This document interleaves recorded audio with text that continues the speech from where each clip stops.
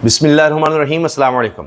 वो जो कहते थे इमरान खान ख़त्म शुद, पीटीआई अब रही नहीं, कुछ नहीं बचा, अब तो कोई रास्ता ही नहीं है, उनके लिए एक बहुत बड़ी खबर है। एक तरफ तो पीपल्स पार्टी और नून लीग, इसके बावजूद कि उनको गारंटी है फॉर्म 47 की, फिर भी इकट्ठे होकर, दीगर जमातें भी इकट्ठी होकर तहरीक इंसाफ के मुकाबले पर ज़िमनी इलेक्शन जबकि सारे इदारे इनके साथ होंगे, वो भी मिलकर लड़ने की तरफ जा रहे हैं, क्योंकि कुछ लोग तो दिखाने के निकले हैं। ये हाल है। इस पर बड़े दिलचस्प जुमले बोले जा रहे हैं, लेकिन आगाज़ मैंने करना है उस खबर से कि जिसके हवाले से अब डिस्कशन हो रही है कि वाकई ऐसा होने वाला है या ऐसा हो सकता है। आज के माहौल में तो ऐसा नज़र नहीं आता। वो लोग जो तहरीक इंसाफ छोड़ गए थे, उनमें असद उमर भी थे, नायब कप्तान एक वक्त में कहे जाते थे, और ये भी समझा जाता था कि जी ये सेकंड इन कमांड हैं, डिप्टी प्राइम मिनिस्टर हैं, ये बातें की जाती थी। अब असद उमर से जब सवाल हुआ है इमरान खान की वापसी का, तो उन्होंने कहा है वापसी तो वापसी, वज़ीर आज़म भी इमरान खान बनेंगे। किस तरह से, उसका उन्होंने खुद जवाब दिया है। अब ये मैं आपसे अर्ज़ कर दूं कि इनको पार्टी छुड़वाना है, पार्टी ओहदा छुड़वाना, उसके पीछे भी ज़ाहिर है अहम लोग होंगे, ताकतवर लोग होंगे। अब ये उनके हवाले से ही बात कर रहे हैं, ये उनको भी समझते हैं कि इस वक्त क्या पोजीशन किसकी हो चुकी है। तो सुनिए। ये किसी को भी नहीं पता, ठीक है, मुझे भी नहीं पता, आपको भी नहीं पता, बट ज़ाहिर है इमरान खान कब बाहर आएगा ये किसी को भी नहीं पता, ठीक है, मुझे भी नहीं पता, आपको भी नहीं पता, बट ज़ाहिर है लोग आपकी बात को एक वैल्यू देते हैं, ठीक है। सर लग रहा है आपको?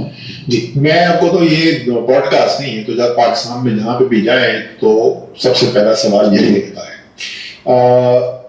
आएंगे बाहर वापस, ठीक है। मेरी स्ट्रॉन्ग बिलीफ ये है कि सिर्फ पॉलिटिक्स में नहीं वापस आएंगे, वो प्राइम मिनिस्टर भी एक दिन बनेंगे, ठीक है ना। क्यों बोलता हूँ मैं, सिर्फ एक दिन बाहर नहीं आएंगे बल्कि प्राइम मिनिस्टर भी बनेंगे। अब उसका जवाब भी दे रहे हैं कि मैं ये क्यों कहता हूँ। मेरा एक पुख्ता यकीन है इस बात पर। ये सिर्फ ये नहीं है कि मैंने इमरान खान के साथ बहुत करीबी काम किया हुआ है, मेरी तहरीक इंसाफ के साथ सारी हमदर्दियां आज भी हैं, ये सिर्फ इस वजह से नहीं। मुझे नजर आता है कि पूरी पाकिस्तान के पावर स्ट्रक्चर के अंदर भी अगर मैं देखूं तो मुझे नजर आता है कि इमरान खान एक रोल प्ले कर सकते हैं जो कोई और नहीं कर सकता। मैं पावर स्ट्रक्चर, मैं आवाम की नहीं बात कर रहा, आवाम की तो राय है ही है, उसमें तो कोई शक अगर किसी को तो 8 फरवरी को खत्म हो जाना चाहिए साल, राइट। मैं पावर स्ट्रक्चर की बात कर रहा हूं। मेरे ख्याल के अंदर कभी ना कभी एक अंडरस्टैंडिंग रीच होगी, ठीक है।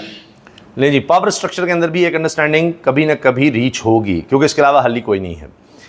और वो कह रहे हैं अवाम तो साथ हैं ही।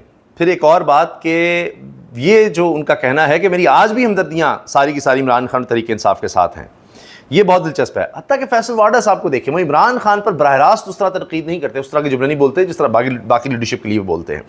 जिस तरह के शेर अफजल मरवत अब बोलने लगे हैं इमरान खान साहब की फैमिली के बारे में, उनकी बहनों के बारे में, तो उल्टा उन्हीं को झटका लग गया है, क्योंकि शेर अफजल मरवत के कोऑर्डिनेटर शरीफुल्लाह ने इस्तीफ़ा दे दिया है। मैं इमरान खान के नज़रिए पर चलने वाला एक वर्कर हूँ और मरते वक्त तक इमरान खान के साथ रहूँगा। जो बंदा इमरान खान के ख़ानदान पर तनकीद करता है, मैं इसके साथ नहीं रह सकता। मेरा नाम शरीफुल्लाह है और मैं लकी मरवत का एमएनए से अब शेर खान मरवत का कोऑर्डिनेटर भी था और एक जो जिम्मेवारी भी दिया था, एक भी दिया था, तो उस वजह से उस कोऑर्डिनेटर से मैं इस्तीफ़ा देता हूँ। और कहते जी मैं इस्तीफ़ा दे रहा हूँ। इस्तीफ़ा की वजह भी मैं बताता हूँ, क्योंकि दोस्त भी इससे मुझे पूछेगा कि आप इस्तीफ़ा क्यों दिया। वजह यह है कि मैं तहरीक इंसाफ में हूँ, मैं इमरान खान के साथ, इमरान खान के मंशूर और इमरान खान के नज़रिए पे मैं चलने वाला एक वर्कर हूँ। वो वर्कर जो मैं मरते दम तक, हमारे इमरान खान की जो फैमिली है वो हमारी फैमिली है, और जो भी बंदा इमरान खान की फैमिली में या इमरान खान के नज़रिए या मंशूर पे कोई बात करेगा तो हम उसको तोड़ जवाब भी देंगे और उसकी मिलाद भी बनेंगे। क्योंकि इस वजह मैंने इस्तीफ़ा दिया और अपनी होदे से ठीक से आज के बाद मैं नशर के साथ दूंगा, नशर का कोऑर्डिनेटर भी हूँ, सब चीज़ों से मैंने इस्तीफ़ा दिया। वो ये वजह है कि बस ये मेरा खान की फैमिली पे तनकीद करता है, वो भी तनकीद करता है, जो बिल्कुल मुखालिफ साफान भी इस्तेमाल करते हैं, जैसे ये इस्तेमाल करते हैं, हमारा कौम के साथ भी जाती है, हमारी पार्टी के साथ भी जाती है, और हमारे जो रस्म रिवाज है पश्तूनों में उसके साथ भी जाते हैं। तो इस वजह से मैं सारे जो इमरान खान की फैमिली पर तनकीद करते हैं, इसलिए मैं शेर अफजल मरवत का साथ छोड़ रहा हूँ। कोऑर्डिनेटर कह दिया कि ये हर तरह से खिलाफ वर्जी है। अच्छा, अब आ जाइए जनाब सुहेल वड़ाइच साहब के कॉलम पर। सुबह से ये सब होता रहा कि उनका कॉलम वेबसाइट पर मौजूद नहीं है, अखबार में छपा है, वेबसाइट पर नहीं है, ये सब बहस होती रही। उन्होंने खुद इसको ट्वीट भी किया, लेकिन अब कहाँ गया सुहेल वड़ाइच साहब, अब नज़र नहीं आ रहे, ये सब बातें होने लगी। लेकिन फिर आखिरकार जनाब ये खबर आई कि उनका अब जो कॉलम है वो अब वेबसाइट पर भी नज़र आ रहा है। तो ये तो चीज़ें क्लियर हो गई, ऑन एंड ऑफ चल रही हैं कि क्या बनेगा। लेकिन अब इस सारी कंट्रोवर्सी के बाद उनका पहला इंटरव्यू भी सामने आ गया है। उसमें सुहेल वड़ाइच साहब ने पब्लिक न्यूज़ पर बात करते कहा है कि पीटीआई को कोई स्पेस नहीं दी जा रही, जब तक मुज़ाकरात नहीं होते तब्दीली का कोई इम्कान है ही नहीं। इसके साथ साथ उन्होंने ये भी कहा है कि पहले आपस में यानी सियासतदानों को बात करनी होगी और उसके बाद इस्टेब्लिशमेंट तक बात पहुंचेगी कि क्या आपस में निमट रहे हैं, उसके बाद इस्टेब्लिशमेंट की तरफ आएगी। लेकिन जिस पर सबसे ज़्यादा बात हो रही है सुहेल वारिस साहब के बयान पर, वो ये है कि भुट्टो की फांसी का पाकिस्तान को बहुत नुकसान हुआ। इमरान खान के साथ अगर कोई हादसा हुआ तो इसका नुकसान पार्टी को नहीं पाकिस्तान को होगा। यानी उन्होंने पहले भी इशारा दिया अपने कॉलम में कि इमरान खान का अंजाम कहीं भुट्टो जैसा ना हो, यानी भुट्टो को तो फांसी दे दी गई थी। अब एंकर ने सवाल किया कि क्या होगा इमरान खान के साथ, क्या वो बनीगाला ही नहीं रिहा होकर बनीगाला जाएंगे या मियां नवाज शरीफ की तरह लंदन उसके बाहर भेजे जाएंगे, कोई एग्रीमेंट करेंगे। तीसरा ये कि भुट्टो वाला मामला ना हो। तो इस पर उन्होंने कहा कि जी जिंदा रहना चाहिए, भुट्टो साहब तो दुनिया में नहीं रहे, तो वो अभी भी सुहेल वारिस साहब इस चीज़ के हामी है कि इमरान खान को किसी ना किसी तरह से अपनी ज़िंदगी बचानी चाहिए। मेरी ख्वाहिश है अल्लाह की तौर पे कि जान है तो जहान। ये देखिए ये बात ख्वाहिश है अल्लाह की तौर पे कि जान है तो जहान है, तो बजाय जो है वो असल में सवाल ये था कि आप क्या देख रहे हैं इमरान खान के साथ। मैंने आपको 3 ऑप्शंस का बताया कि मुल्क से बाहर, यहाँ पर आज़ादी, बनीगाला में खामोशी, और तीसरा ये कि भुट्टो। तो उस पर वो कह रहे हैं मेरी ज़ाती ख्वाहिश, मेरी ख्वाहिश ये है अल्लाह की तौर पे कि जान है तो जहान है, तो बजाय जो है वो तारीख में जिंदा रहने के पहले फिजिकली जिंदा रहें तो फिर ज़्यादा मुनासिब है। क्योंकि माजी का तजुर्बा यह है कि भुट्टो की फांसी का पाकिस्तान को शदीद नुकसान हुआ। इमरान खान को कोई हादसा हुआ तो उसका पाकिस्तान को नुकसान पहुंचेगा, पार्टी और उसको शख्सियत को छोड़ देगा। ये जनाब सुहेल वारिस साहब का इस हवाले से तज्जिया है। अच्छा जी, इसके साथ साथ एक तो ये कि इस्टेब्लिशमेंट ये वाज़ेह कर चुकी है कि हम उनसे मुज़ाकरात नहीं करना चाहते, पहले ही आपस में मुज़ाकरात करें फिर बात मुक़तदरा तक जाएगी, इन्हें क्या मिलेगा। सुहेल वारिस साहब ने ये बात भी कही है इसी इंटरव्यू में। तो ये कॉलम के बाद उनका पहला इंटरव्यू है। बहुत से लोग ये कह रहे थे कि जी कि जंग जियो ने उनको डिसोन कर दिया, क्या हुआ, लेकिन लगता यह है कि कोई ना कोई बात बन गई है और उनके कॉलम, उनके नाम, उनकी तस्वीर जो भी है वो अखबार में दोबारा नज़र आ रहा है, तो मामला कुछ ना कुछ सेटल हो गया है। फवाद चौधरी कहते हैं नून लीग ऐसे इलेक्शन कैंपेन कर रही है जैसे वाकई बड़े कोई सीरियस इंतखाबात होने हैं। नवाज शरीफ मरी में मीटिंग कर रहे हैं, ख्वाजा साहब और तारड़ साहिबान जलसे कर रहे हैं, ऐसे जैसे वोटर ने फैसला करना है। फॉर्म 47 लें और जाके हलफ ले लें, एवं क्यों बांदर वांगू शटोपियाँ ला रहे हो। तो इस पर ये मोहसिन जाजी साहब हैं, ये लिखते हैं जी चौधरी साहब लिप सिंगिंग भी एक आर्ट है, ये पता भी होना तो जाली काम भी डालना होता है। अच्छा, ये बहुत अहम बात है। एजाजुल हक साहब सीनियर सियासतदान कह रहे हैं इमरान खान को कहा गया कि इतना कह दें, सिर्फ इतना कह दें, आई रिग्रेट व्हाट हैपेंड, मुझे अफसोस है जो हुआ, लेकिन उन्होंने नहीं कहा। यह भी नहीं कहा इमरान खान ने। एजाजुल हक साहब कह रहे हैं इमरान खान इतना भी नहीं माने। उसको भी कहा गया था ये जो आखिरी हुआ लॉन्ग मार्च नवंबर 26 को, जहाँ इस्लामाबाद से पहले जो मुलाकात थोड़ी बहुत हुई, उसमें बड़ा हल्का सा लफ्ज़ कहा गया था, क्या आई रिग्रेट व्हाट हैपेंड, मतलब सुना ये गया, लेकिन उन्होंने नहीं कहा होगा या कहना चाहते। ये जनाब बात आ रही है, लेकिन आखिरी दिन आपको पता है कि उसमें जो उनकी मीटिंग हुई गंडापुर साहब से और उनकी बेगम साहब से, तो उसमें फिर वो जितना एग्रीमेंट उससे पीछे होता सब ये देखिए उन्होंने कह रहे हैं कि जी यहाँ तक बात हो गई थी नवंबर से पहले, कि बस इतना ही कह दें कि आई रिग्रेट, मुझे अफसोस है, तब भी बात बन सकती है, यहाँ तक नहीं।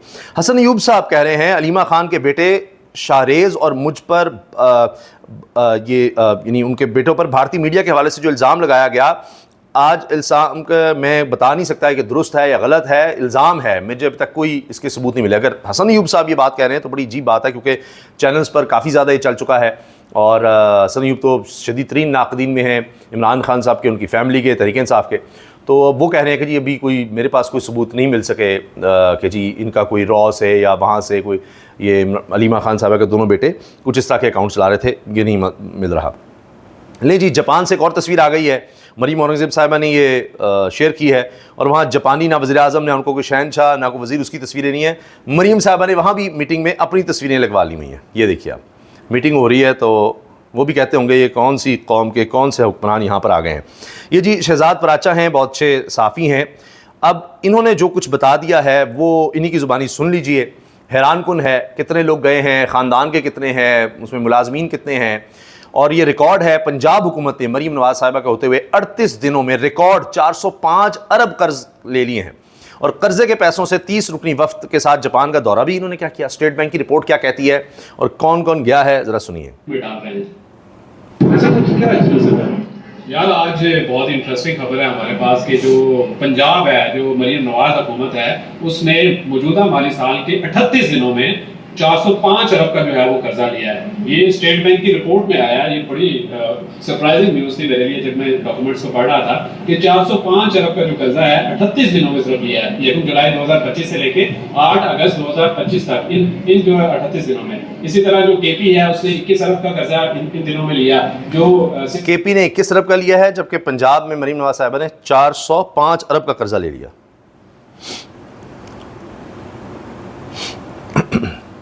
और गवर्नमेंट है उन्होंने 16 अरब का लिया और जो बलूचिस्तान गवर्नमेंट है उन्होंने 13 अरब का कर्जा लिया। अब देखें ना कि जो 405 अरब का जो कर्जा लिया है उन्होंने, तो अभी 30 रुपये जो वक्त है वो जापान दिया पंजाब गवर्नमेंट का, उसमें जो हमारी मालूमात है, जो हमारे पास लिस्ट आई है, उसमें 14 ऑफिशियल्स हैं और बाकी जो 16 लोग हैं वो घर के जो फैमिली के हैं या फिर जो किसी ब्यूरोक्रेट का बेटा है या मरीम औरंगजेब के जो बेटे बेटियां हैं। इसी तरह बाकी जो फैमिली है 14 कोई सरकारी हैं, बाकी 16 उनमें मुलाजिम वगैरह घर के फैमिली के लोग हैं, मुलाजमीन हैं, वो सारे हैं। अंदाजा लगाइए 30 लोगों में। पिछले दिनों रिपोर्ट भी किया कि आईएमएफ की जो पंजाब ने कंडीशन जो ओवर स्पेंडिंग की जो मिस की है, उस पर जो वजीर आजम है, वैसे तो पंजाब से वो कुछ नहीं पूछ सकते, लेकिन इस पे उन्होंने एक्सप्लेनेशन तलब की हुई है कि आपने जो ओवर स्पेंडिंग की है, पिछले माली साल में भी ओवर स्पेंडिंग की और अभी भी 405 अरब का जो रिकॉर्ड जो है वो कर्जा लेके मजीद जो आईएमएफ का जो अभी प्रोग्राम जो अभी इस संबंध में उनकी टीम आ रही है रिव्यू के लिए, तो ओवरऑल प्रोग्राम को एक अब ये ओवरऑल प्रोग्राम जो है सारा मुश्किल में डरा है